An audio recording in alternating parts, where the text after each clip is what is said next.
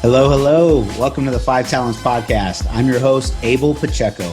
I interview the top commercial real estate investors and industry experts so you can learn from their experiences.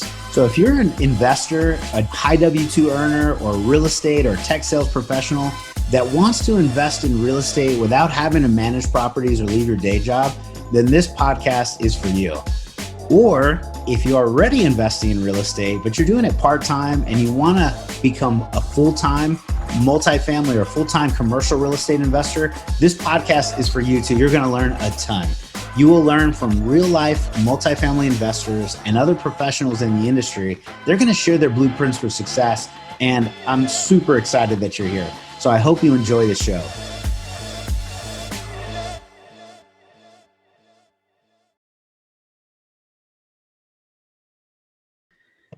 Hello, hello. My name is Abel Pacheco. Welcome to another show on the Five Talents Podcast, where we talk about commercial real estate, investing, mindset, amongst a bunch of other topics. And I'm super excited. We have an amazing guest, Colm. Hey, how's it going, brother? How's it going? Hey, amigo, how you doing? Hey, man, I'm doing I'm good. doing really well. I'm going to trying to get into Yosemite this weekend, but because of COVID, it looks like I'm only going to be able to get into Sequoia National Park, which it's not a bad backup plan. Yeah. Well, enjoy your weekend, and make sure I'm pronouncing this right. Your last name, Colm McEvilly. Yeah, you got it. I mean, it was Pretty close right there. Well, for those that don't know, Colm is an amazing resource to have on this show. I'm going to turn it over to him for his background, but really he is in a unique position working at a much larger firm called Grocapitus than I think that we normally get to interview on this type of show. And Grocapitus, for those that don't know, is Neil Bawah's team. And Neil is, if you go look up Neil Bawah, you'll find the guy's a beast. His team, his company, his organization, they do just a massive amount of social marketing, social, media out there, really a high level of volume on transactions in the commercial multifamily space, which is not, a lot of times you don't really see those things together, but they move on such a large scale that they really do help a large number of investors that are trying to, figure out the world. And they put together investments for limited partners and passive investors, like myself and also Colm, I found out, really just to figure out how to, put our money to work in a great vehicle, working professionals, for, previous tech sales guys like myself and Colm to, put our money to work and not have to do all the work ourselves. They do it, they lead it. And so anyways, I thought Colm is a fantastic resource because what is his role? He is heavily invested, or his time, effort, and energy in investor relations. So he talks to a bunch of investors all day long. I've seen the guy's calendar. It is nuts. So anyways, the volume of investors that they have, I thought he'd be a great resource to have. So Colm, thank you very much again for joining, my friend. absolutely. Yeah. So why don't we start by, maybe just telling us a little bit about what you do every day for the company, maybe your formal title, what you do. And I have a ton more questions, but let's ease into this. What do you do all day for Grocapitus, my friend? I help people buy. The goal is to really help them align their goals with their offerings and really understand their risk tolerance and their preferred markets, their timelines, maybe some areas where they can freshen up on their tax strategies, identify passive income goals. I'm on the phone from 6 a.m. to 5 p.m. and I try to do that every day. The only way that I make that sustainable is I block out time in my day for yoga or some HIIT workout, or I might juggle a soccer ball. But the reason it's 6 a.m. is because I'm on the West Coast and we have a majority of our investors on the East Coast, and I need to accommodate for them and their work hours. So 6 a.m. I mean, I'm typically doing 8 hours of phone calls a day. And sometimes I do email. I make time when an investor doesn't pick up their phone. But Yeah. I usually have quite a few probing questions that are my go-to. Mm-hmm. Abel, you talked about uh, both being in tech sales Yeah. and how Yeah. we're basically peeling the onion back and understanding, what's the surface level problem that they might have right now, what's the business problem that they might have, and then what's the personal problem that they might have, and how does that relate to the conversations in real estate, whether it be they have a ton of passive losses, they have an income goal, or maybe like for someone myself, they don't find their current W-2 fulfilling. Mm-hmm. Yeah. Uh, That was definitely the situation I was in. Oh, really? Yeah, Did you more feel than a that? few years. Yeah. Well, it's like you're just in sales, you're just feeding the machine. Yeah. How long have you been in sales, Cole? Or I were mean, you I, before Grocapitus? yeah, I mean, I was selling Jolly Ranchers in middle school. So, um, I was selling shoes in high school and cars in college, but, Nice. I was 100% commission, which I honestly think is the only ethical way to be a salesperson. The reason I say that is the mindset of 100% commission salesperson is much different than a salaried salesperson, Mm-hmm. but not all industries accommodate for that. There's some big industries where you might have a sale once every couple of years, and so that obviously that compensation structure can't really work for them. Mm-hmm.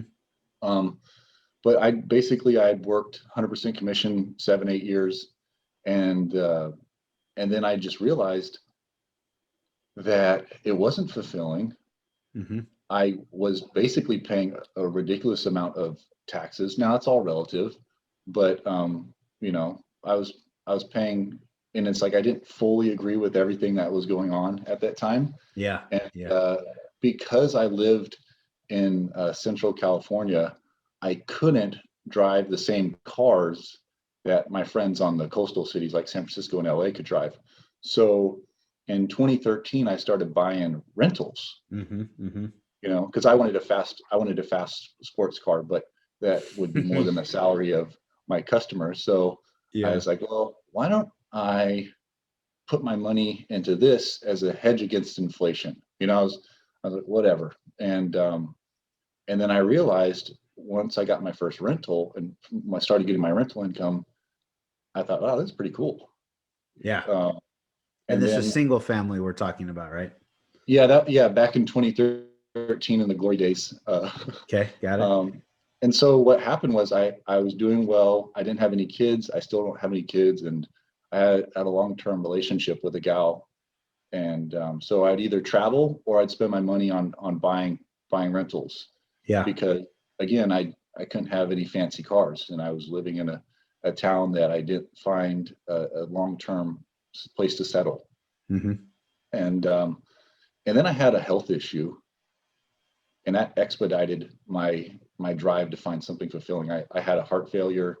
I had to have heart surgery actually as a Oh my 31-year-old. gosh. Oh Yeah, my I gosh, don't. Cole.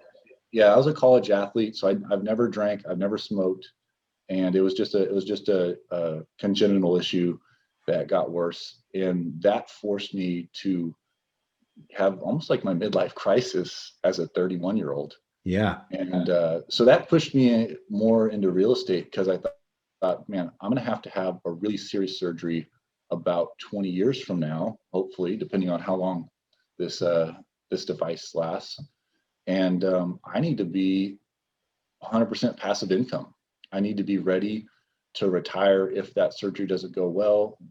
Obviously, 20 years from now, the medical industry and everything will have different, you know, different success rates. But so I started listening to a bunch of podcasts, and I came across my current partner, Neil and Anna, at Grocapitus. Yeah. And then I heard that they were in the Bay Area and I was in Sacramento. Um, and I thought, holy moly, let me just pester these people, because I love their data-driven approach, and the fact that they leverage demographics for everything that they do and analyze the area before they even look at the deal, because it's so foreign to people newer to multifamily and newer to investments to recognize what are the patterns that are you need to have in order to have a successful market. And so as a tech guy, I have an affinity for numbers. I have an affinity for trends. And this company, Grocapitus, they really had all these systems that they relied on. Yeah, yeah. Let me pause you here because for those that don't know, Grocapitus, that's Neil Bow. We mentioned him earlier. They call him like Mhm. the mad scientist, right? Of Yeah, like commercial multifamily real estate or something. But he really is. When if you start to listen to a lot of his webinars and presentations, he does a ton of them. He is you know really really spends a lot of time talking about the data, the insights, the all of the population, demographics, the market, the sub-market trends of, past historical, and you're really, trying to put it together to say, what's the best investment? What's the best market? How do I approach this thing? And, like you said, coming from a tech background, we spent a lot of time like analyzing historical trends month over month, quarter over quarter, year over year. And then we start to try to figure out a little bit of that movie Moneyball, right? It's like, hey, yeah, this is the best player for the right time and the right play. This is how we're gonna have the wins. And it's a lot of that. So the more data you have, it just makes everything a lot easier to say, oh, I think we're gonna have success here. by the yeah, data points, right? yeah. It does take away the granularity. And if anybody is interested in Mhm. in seeing that methodology that we use, I can Mhm. send them a spreadsheet and a recorded podcast that Neil does talk about that. Cool. Yeah, I mean, I'm sure they'll have the contact information at the end, but Yeah, it, we'd love to see it. We'll put all your yeah, contact in the show notes. it does remove that concern, and well, not that concern, but that the fact is there's lots of trends, and there's also lots of hearsay, and you'll hear people go, oh, this area is fantastic because my aunt said this and she has a rental there. Yeah. And if you don't dive into the numbers and know that specific scenario, that could be bad or good information. And so Yeah. by having numbers to back it provides a lot more comfort in understanding why it would be the right, potentially a right market. Doesn't mean the deal's good. That's kind of the next step, is the underwriting, but Mhm. at least that neighborhood's good. Yeah, we forget about sometimes where when we hear data points, like in at least in my professional world or professional experience, we would say something that we were experiencing either from a conversation or one customer told me this or one entity said that, but is it really anecdotal or is it based on factual data? And if so, where did the data come from? And what is it telling us on over how, what period of time and how many transactions, right? So it's just, it's different in real estate when you hear one thing and then, you realize, oh, that's one anecdotal data point, but let me show you what a thousand transactions in a certain period of time in this market have performed like. So anyways, that's awesome. So Yeah. let me pause you here. So you're working with Grocapitus, and you're also a principal in deals. You're a limited partner passive investor. So you're not just talking in theory, you're an actual owner yourself. Yeah, I have a handful of rentals. I have a multifamily. I do have other investments outside um, of Grow Capitus as an LP. Mhm. But I definitely use our methodology to evaluate these deals. So Yeah, it that's goes cool. back to real estate being hyper local. I mean, if you think about it, what do you think is going to perform better with the COVID? Maybe that an area that has a bunch of people that work at casinos as tenants, or maybe an area that has a bunch of like white collar tech people, and that could be in the same city and drastically different rent collection rates. Yeah. So Yeah. What it makes perfect sense, right? Hyper local. I yeah, agree. And I'm in the Texas market. I live in San Antonio, Texas. I heck yeah, invest pretty much in Texas, and it ends up being a really strong market. But I live here, so I can kind of see what's going on. But somebody else that's investing, California, Chicago, New York, and they just heard Texas is amazing. I would say, yeah, it depends on which market in Texas. So, yeah, hyper local to your point, where you at and where are you investing in? So, um, you help a number of investors on a daily basis. So maybe you can share some insight and resources, and maybe how you shape some of those conversations, right? So all day long, you talk to people that are trying to figure out, hey, how to invest in real estate. Probably a lot of professionals, a lot of people across different professions, expertise, Yeah. probably investor capital, like a $500,000 investor and a $10 million investor. What are some of the themes or trends or insights that you can give us across these conversations? What have you learned yourself? Yeah, I do. I deal with people that have, $10,000, and I deal with people that have $400 million. And um, I would say the biggest mistake that I commonly see is people going directly to the returns, and then comparing our project or two projects based on the returns. Hey, what's your IRR? What's your annual rate of return? What you just told me was that you made the assumption that the risk profile and the exposure for both of those projects is exactly the same, and that's never the case. Also, what you told me is you think both of these projects have tax advantages that align with your portfolio needs. Some people have passive losses. Some people don't have any passive losses. Some people need, they have 200K in losses they have to get rid of. There's things that come into play. And so I think um, the biggest recommendation is understanding why a syndicator would like a particular area. That's the first step. So understanding the market, and then understanding the underwriting. So we provide a lot of underwriting videos now, because it shows the investor where and where we're being aggressive, where we're being conservative within the underwriting and the calculations, because it's garbage in, garbage out in the spreadsheet. And if you don't see the syndicator's numbers, where they're coming from, one little tick, one little number bump could change the whole dynamic of the returns. But here you go, you think that your 8 cap property is going to make more money than a 2 cap, and it's not the case, because it's a different strategy. So then after after the underwriting, I would say look at the operating agreement. So but yeah, the number one thing is investors comparing two projects based on the final outcome. Yeah. The for those that are listening that are passive investors, and you're kind of new to the world, right?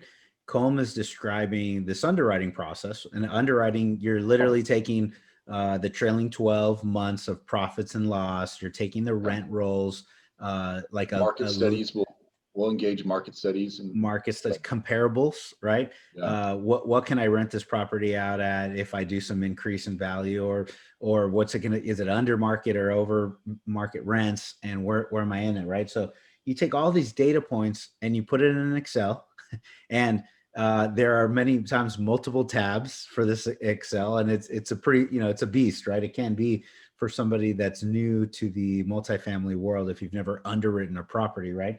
So the videos that you guys put out, that sounds very educational. Just even as a passive investor, even taking a look at how they're done is a really good value prop or point to like your education. Like you need to feed yourself with additional education, so you can even ask into the right questions, because Yeah. like what you said, Colm, I agree. When people ask me, hey, so what's the return? What's my multiplier? What's that? I answer, and then I also provide my people with like additional education. And hey, these are the assumptions we made, and this is how we did it, and this is why. So I think it helps a lot.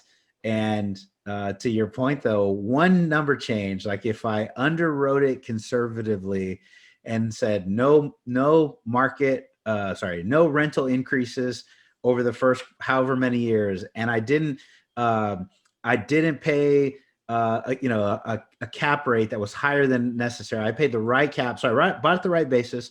I underwrote it with low increase in rents, and I put a conservative interest rate on it. I think I'm going to get a lower rate, but I put a conservative one on debt. but I changed my exit cap, which is the biggest, it's the Yeah. biggest dial. And I made Yeah. it super conservative on the end, but my exit cap is Yeah. like one tick off. And it's like, oh, looks like the best deal in the world, right? Yeah. Anyways, I said you got excited. For those that aren't Yeah. video, like Colm's got his hands up and going crazy. So Yeah. tell me We about that. Maybe dig into we these things always a little bit more. handicap. We always handicap our exit cap rate. We'll typically do you know, 0.1 per quarter for Okay. for the duration. So like if I mean it's that is I'm glad you mentioned that, because you can have such a wonderfully conservative underwriting, and then you have this aggressively low cap rate on your exit, and it looks like the project's a killer, and you're really hurting. You're really what you're doing is you're potentially going to underperform and piss off a lot of investors and never get their money again. Yeah. And so, you know, as a tech salesperson, I don't know if you're transactional or consultative, but this is basically a consultative business where you want the repeat clients, you want the repeat business. So you talked about the underwritings. Even if you don't want to invest in the project, just look at the underwriting, because that communicates how this syndicator approaches that market, and they're probably going to be consistent in their next project in the way that they approach it. So even if it's Yeah. a different one. So Very good. Like you said, GIGO, garbage in, garbage out. I love it. yeah, we always hire for our projects though. If it's a new development, we will hire someone like Newmark Knight Frank or CBRE to do a thorough 60 to 80 page market study. Then those numbers would be put into 2 or 3 third-party underwritings. We'll pay local market experts, which is, I like it, because just relying and partnering with experts that are in that area, you know, our value is the asset management, and our value is you know, being the equity partner, and then we can rely on people that know the area better than us. We don't have to be an expert in everything, you know. So Even just that, the fact that you can invest in a 20, 30, $40 million property, you don't have to have or be the expert in everything. The beauty of a property that large, even 5 million, like some of my 5, 10, $15 million deals. I'm not an expert. I'm not an expert in everything. What we do is we leverage expertise in that area, and they give us the insight because they have expertise in that. And the market studies, is definitely, you know, in a new build, your lender's going to absolutely require those and kind of choose their own and do them. But it's like, man, you've got all this great expertise to make sure to validate this is the right investment. Yeah. So you're helping people understand that on a daily basis. And you said that was kind of the biggest mistake, is that they ask you about those first without, you know, asking maybe your assumptions wise. So we talked about the underwriting a little bit, and then the operating agreement was something else that you mentioned. So give us some insight here, man, to you know, give us the insight. Yeah, I will say that there was an investor recently, and he's a controller of a Fortune 50 company out of the Bay Area, and he was just asking these incredible questions. And I said, what the heck? You know, I've talked to a VP at Google. I've talked to these other very high-end, like, successful people, and they didn't ask these questions that this financial guy had been asking. And he's like, Colm, the devil's in the details, my friend. And I'm like, oh, duh. So the operating agreement is basically the execution plan. There's the PPM, and the operating agreement is kind of like the recipe for distributions. It's within the different capital partners and stuff. And really, I recommend looking into that too, because the returns on the presentation deck can could be correct, but you know, you just want to understand how that number is calculated. Even though it's in the underwriting, the distributions could be different. So and just distribution timelines, communication timelines, the asset management strategy, it's important. So, Yeah. and like flood insurance, what are the construction warranties, stuff like that are really good to ask. Yeah, because you guys do Grocapitus does. I've seen a number of new developments as well as acquisitions, so that's pretty One's freaking coming cool. in your area. All right, so San Antonio Yeah, action. yeah. Actually, That's we're very excited for that little corridor. It's kind of a path of prosperity because on the 35 San between Antonio's San Antonio and Austin. exactly, yeah. San Antonio is it's underperformed for so long, and now it's finally actually the last couple of years it's so stable, and then it's benefiting from the increase in costs from Dallas and Houston, and Mm-hmm. so companies are looking to relocate. And it's, for example, Tesla's putting in a facility in South Austin. Mm-hmm. That's going to Mm-hmm. bring 5,000 jobs, but that's a magnet for other people and other employment centers. So typically, anytime Tesla goes somewhere, it's a 3x multiplier on the jobs. That's South Austin. That's only going to spur new growth along the 35. Yeah, So and I used to live off of 35 too, up in Dallas. So that's awesome, man. yeah, You're kind of in the area, huh? So Colm knows the area. I love hearing that good stuff. And then south of yeah. us, the whole SpaceX thing. So Mhm. that's not in San Antonio, but it's like South Texas. And then you Yeah, have in the RGV area, you have Rio Grande Valley area, you have U.S. Mexico Canada agreement, which is the old NAFTA, and there's a lot of stuff happening in the South side or South Texas that all kind very of cool. meets together, and like we like being in this market and investing here. Hello. You're listening to the Five Talents Podcast. I'm your host, Abel Pacheco. If you're enjoying this podcast, then I know you're serious about achieving financial freedom. Are you ready to create your own path through multifamily investing for yourself and your family? Then I know you're going to appreciate our Investor's Guide to Multifamily Investing. It's titled Tackling Commercial Real Estate the Easy Way. We use this guide to invest ourselves in $93 million worth of real estate. So we're going to show you the basic mechanics of multifamily syndications and how to evaluate your next passive investment opportunity. So the best part, if you subscribe to our podcast now, leave us a review and a rating. I'm going to give you a free copy of our ebook. So please take a moment to do that now. Once you've done that, go to 5tcre.com/ebook, 5tcre.com/ebook. Make sure to let us know you left a review, and we're going to send you a free copy. So thank you so much for subscribing to the Five Talents Podcast. We really appreciate it.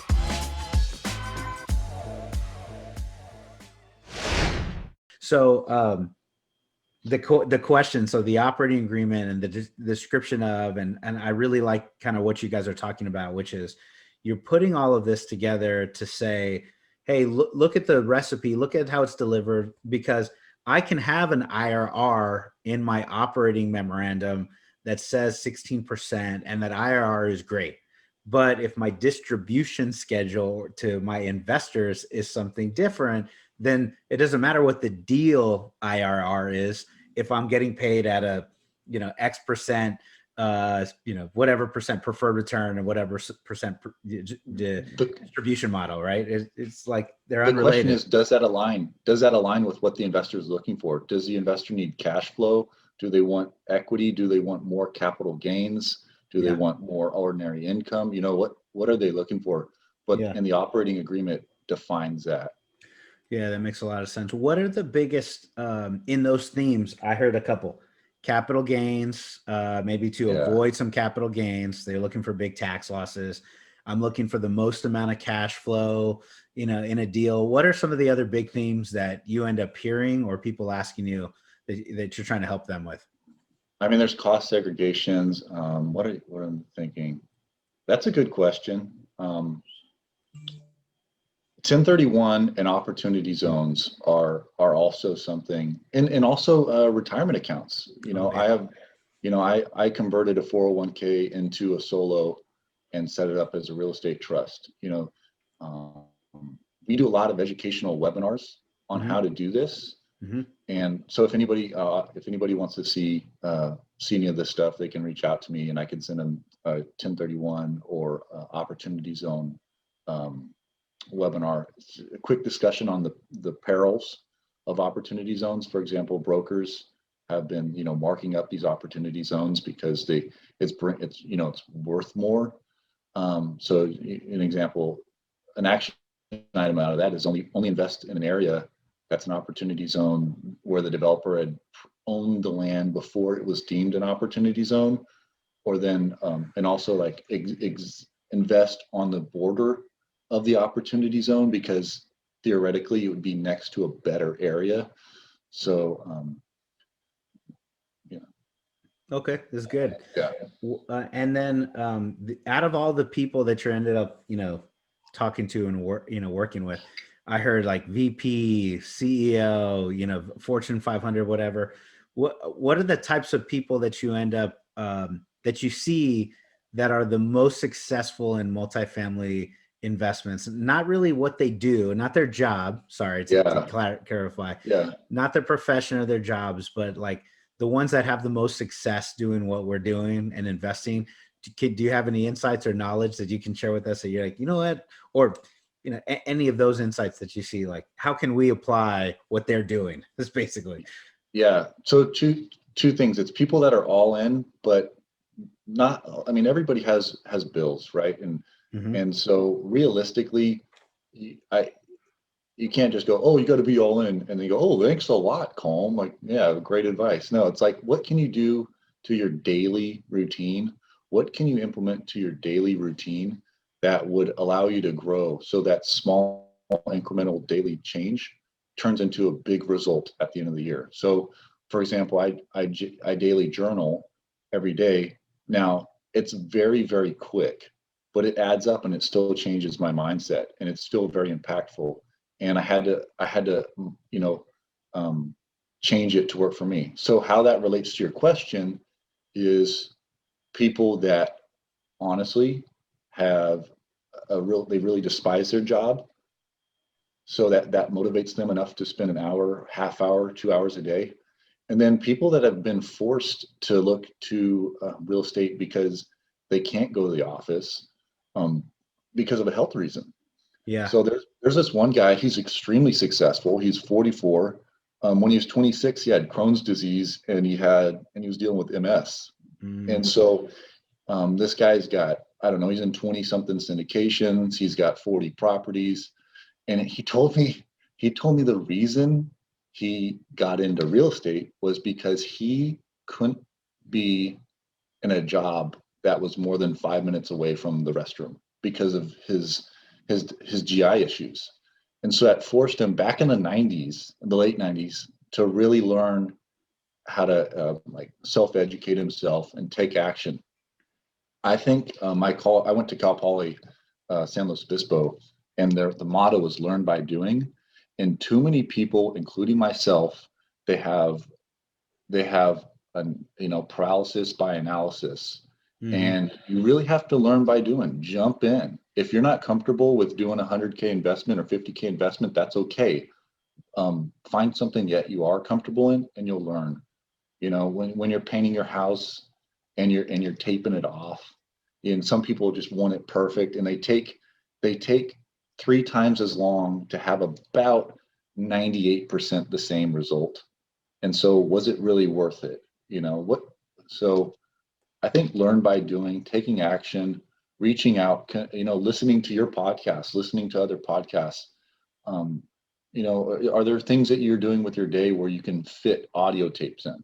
Your commute, I ride bikes. I live on near the river in Sacramento, so we'll ride bikes, and I'm listening to different real estate related books or just an interesting books.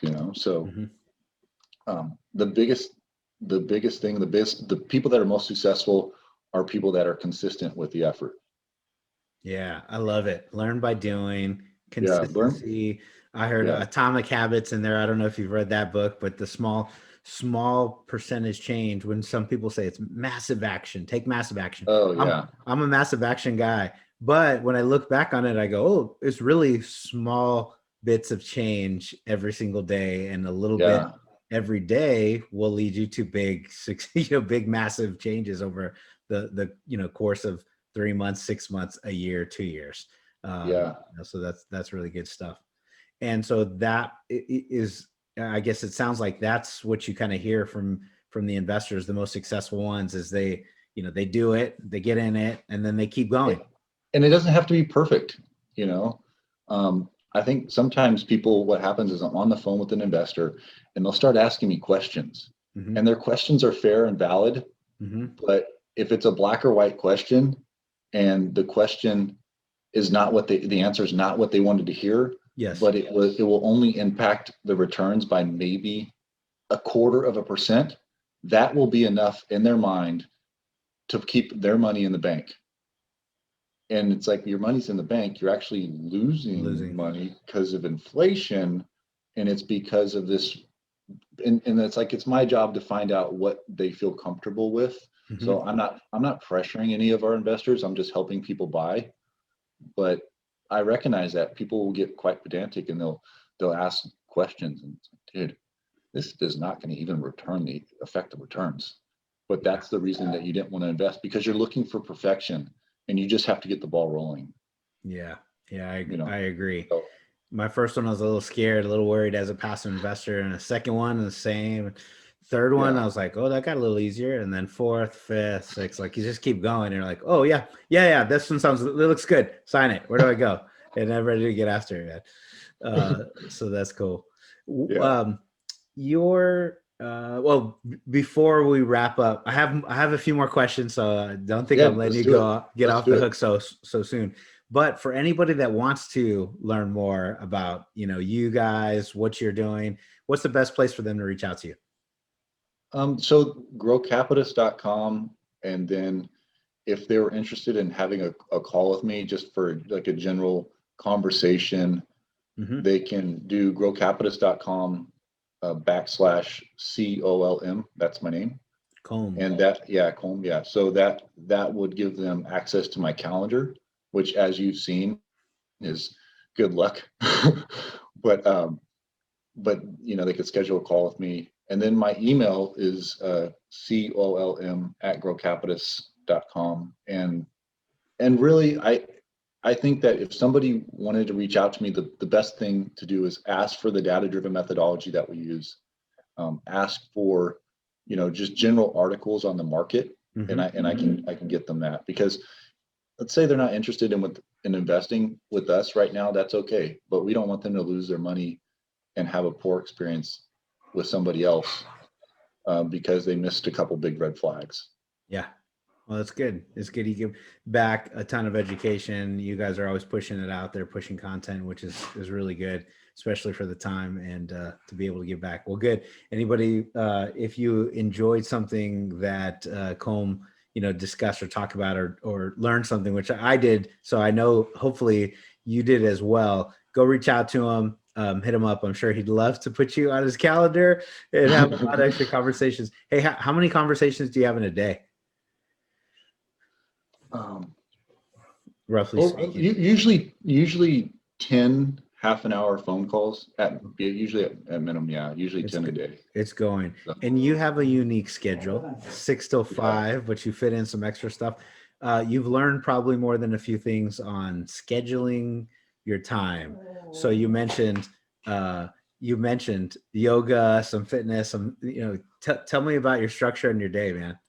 Well, I mean, it's getting later in the year, so the sun's going down. So I do a lot of gardening. I find fulfillment in that, and so you have to find some fulfillment, and you have to feel like you make progress every day. I do maybe 5-10 minutes of journaling in the morning where I talk about my visions, my affirmations, my gratitude. But my body is really important to me as well. So I block out certain hours in my day to take care of my body, because when you're doing this many calls, you have to be high energy. If I'm depressed or if I'm sad, I can't tell the investor. They don't care. They don't want to remember that conversation. Oh yeah, I talked to Grocapitus. The guy was really melancholy. It's like, great. Yeah, I'm sure that all their investments are sad too. That's unacceptable. And so sometimes I put on a show. A lot of times I joke. It's like, hey, how are you doing? I'm excited. Yay. I get to, but I just try to have fun, and it's all about energy. I think that's really one of my strengths. Mm-hmm. But you have to make it sustainable by taking care of your body, eating well, and and but to be, I mean, one of my favorite things is just hearing these investor stories. I was talking to a medical toxicologist about steak bites. I was talking to an Army emergency Army med doctor in Desert Storm. You know, I talked to a variety of people. It's so interesting. So to me, I give them a little bit of knowledge, but then they also share a really interesting story. I was talking to a historian. You know, there's just so many different exciting stories, and it's that personal touch. Okay, here's actually one thing that's funny is I was talking to a guy the other day, very successful, and he was talking about how sad he was that one of his children was really uncoordinated on the soccer field, and his other child was just like the star. And so just hearing the dynamic, you know, that's not Yeah. real estate related. It's just funny, you know. Yeah, man, So you gotta have fun with what you're doing. You have to be passionate. You be excited. yeah, If you're not excited to do it, like you're probably, something's a little amiss. And if it's a little yeah, amiss, you could be putting your passion and energy in something else that's going to provide way better results for you personally, yeah, professionally. And so, yeah, I resonate with everything that you're saying, man. And I know yeah, somebody like you that deals with investors like every single day at the volume that you do. yeah. I just kind of always curious about somebody like you, because actually I'm hoping that I have the same scenario at some Schedule. point where we have not the 6 a.m. to 5. You can have Yeah. that part. I don't have kids. I don't have kids like Yeah, you. no kids, no marriage is perfect. However, the problem with I have too many investor calls every single day, Yeah, and like let's just always curious about this. So you've definitely helped me, and you've helped a lot of passive investors just even through the conversation, just trying to figure out what they should be looking for, some of the mistakes that are making, the underwriting, the assumptions, the operating agreement, aligning with the offering memorandum, and then just the fact that everyday average people do it, along with some of the very probably most elite that you've spoken to, right? And we're yeah, all looking into that, so that makes me feel good that a $400 million investor is, he's looking at the same stuff I'm looking at. yeah. The difference between him and a lot of people is he will give his kids $50,000 a month to present an investment to the family, and then they get to it's the cutest thing. I think they're eight. It's like a 10 and a 13-year-old presenting Wow. to mom and dad on why they should invest in this thing like it's play money. But that guy is actually, I won't say his name, but he is the founder of a very large video game company. Mm-hmm. I was blown away by his humility, Mm-hmm. and it seems like the more money people have Mm-hmm. through investments, the better they're able to vet decisions and understand risks. And because they rely more on that decision side, or because they're able to make better decisions, they're also pretty trustworthy people and empowering people. They understand the value of leveraging other people's time to multiply their money. Whereas someone cynical and that has kind of a scarcity mindset, they're less likely to invest. So Mm. that growth mindset versus scarcity mindset, which I began to recognize, So What a fun, yeah, what a wonderful insight that you yeah, were given, in your position, because yeah, that's you operating at a way different level. I don't understand how to operate on a $400 I million don't know. kind of I don't know level. that either. But to understand a little bit of that insight, it's like, oh, no, these actually are very trustworthy in some of the things, and they can vet Yeah. out a lot of the stuff in advance and have the best, Yep. kind of processes. And then I'm going to leverage other people's time and other people's, They the time recognize and that knowledge. Yeah.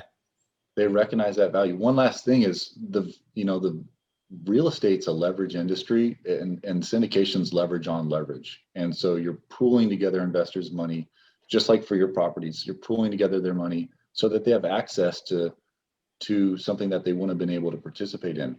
The the value of that from an LP side is that, okay, maybe you can get a little higher, maybe sometimes, usually you can't, but maybe you get a little higher percentage on your active investments. But the amount of time you spend doing that active investment and the dollars per hour you make on that active investment is peas compared to the thousands and thousands of dollars you can make as an LP per hour. You know, I'll double your money in 4 years with a 100K investment. You might spend 20 hours looking at our updates over the course of 4 years. You just made $5,000 an hour. I don't make that, you know? Yeah. So help maybe this is really actually touched on what I was speaking to an investor this morning actually. And what she was telling me was I said, well, you can put 50 in, you know, in 5 or 6 years. It's kind of how we kind of underwrite it. It's like, you know, you can double your money, right? And she goes, well, that's going to take so long. I want to make, time. She goes, I want to make millions. I want to make millions. And you're talking to me about 50K in 6 years. That's really nothing. That's really nothing. And then she, you know, we ended up talking about her ability to potentially flip or buy and sell single family properties and make much more money in a shorter time. So how much time does she have though? Yeah, let's talk. How would you answer this, or how would you talk through this? Yeah, she's probably a doctor. She makes 16, she does like 16-hour days. She gets home, she's pooped. I mean, she has no contractor connections, no broker connections probably in place. You know, syndicators, we have 20 people always doing our asset management. We have hundreds of people sending us deals all the time. So we have access and visibility to way more deals. You know, we're looking at 2,000 deals for every deal we move forward on, and we're evaluating and putting out LOIs for 50 deals a month. We only get conversations for 3 out of, you know, maybe 1 to 3 of those. But from that, we'll put it in contract. We'll probably spend 5 months evaluating it, 3 to 5 months, and we'll move forward on maybe 1 out of 10 deals we have in contract. There's a pipeline and a system and a process to it. And these people that want to be active, they don't have the time or the resources to get a deal this attractive. Yeah. How many markets are you guys in today? Well, how many markets? I mean, we focus in Southeast and kind of the Western. Well, let's just say we have Utah, Nevada, Texas, Arizona, the Carolinas, Atlanta. I'm not Atlanta, but Georgia. We have a project in Dalton, which we've had 100% rent collection through COVID with 151 units with 100% occupancy. And I can send you the financials on it if you want to see it. I mean, it's that goes back to validating our selection process. Yeah. I like hearing the systems, the funnel, the process, like in the top, how it all comes through at the end. Like, you know, how do you make the sausage? Well, this is how it starts and this is how it goes. Because we're underwriting, you know, even though at a much different level than, you know, Grocapitus, we're doing the same. Except you know, in 1 or 2 markets, there's like ours, we're looking at the deals, talking to a bunch of brokers. If I talk to one broker, you know, he's probably making 10 calls a day or whatever. And so I've just talked to one person that had 100 conversations and now it gets weeded down to like my individual opportunities that I can underwrite, look at, you know, a certain amount of offers. And I finally find one that works for everyone. That power of leverage, like you said, syndication is leverage on leverage, which, you know, that makes perfect sense. So. All right, man. It's cool. Good. A great conversation. Is there anything I didn't talk about or touch on today that you really were excited to share and just I didn't ever get to it? Not necessarily, but I do think that when you are evaluating different syndicators, transparency is really important. At Grocapitus, we do monthly communications with our investors, not because we think we're more pious than other people, but because we don't want anything of good or bad news to be a surprise to an investor. And so anybody that invests with us, they would see this track record of communication. And so the transparency during the syndication evaluation is really important. So I just recommend, you know, asking for financials and asking for that stuff. And if they don't share it, they better have a good reason. Yeah. So I'm proud of our returns. You know, I'm excited. And if we had a project that had a mistake, what was the learning lesson and what did we do in response to that to mitigate that risk in the future? Yeah.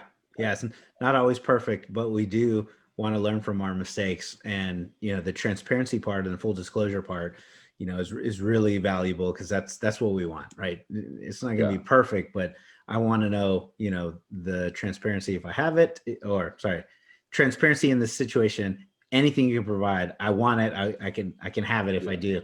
And then, hey, what are the learning lessons and how do I move forward? Right. Okay, great. You're Mhm. going to learn from them and get better. Well, hey man, this was a great conversation, Colm, and I really appreciate your time.